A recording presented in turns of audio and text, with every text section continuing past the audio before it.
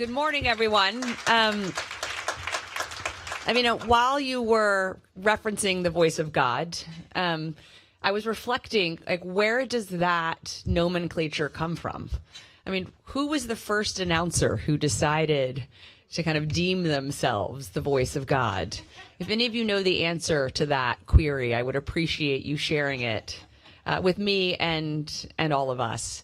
But on a more serious note, we at the Clinton Foundation, at the Clinton Health Access Initiative, are so grateful to be in this conversation with so many of you. We also know that we wouldn't be here without Andrew and the folks at Foreign Policy, without Vina and the folks at Foundation S. So incredibly thankful for their energy and action to bring us all here together this morning. When I was at COP28 last year, I was so thrilled to be there for the first day that focused on climate and health.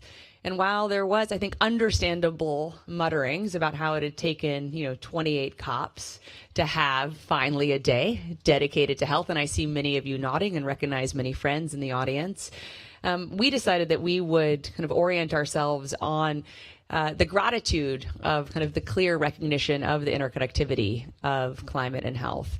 And also, candidly, as Americans, the recognition that this affects us too.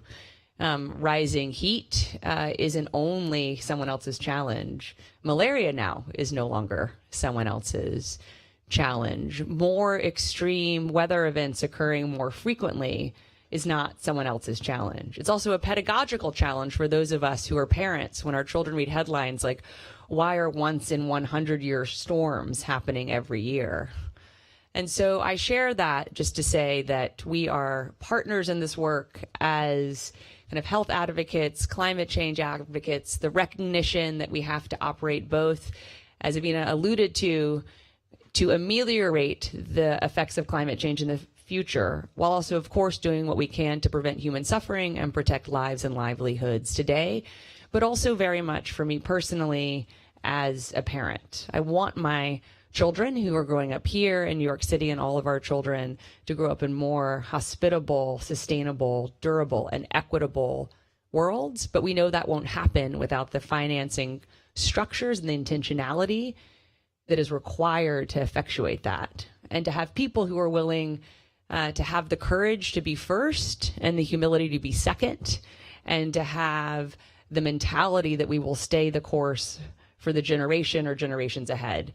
And we can't do that without data. So really grateful for the launch of this report.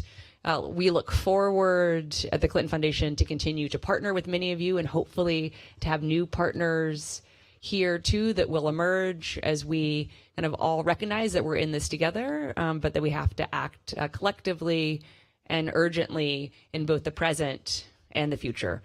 Thank you all so much, and now I'll wait also for the voice of God to announce who's next. Thank you. Please welcome Audrey Duval, Executive Vice President of Corporate Affairs at Sanofi.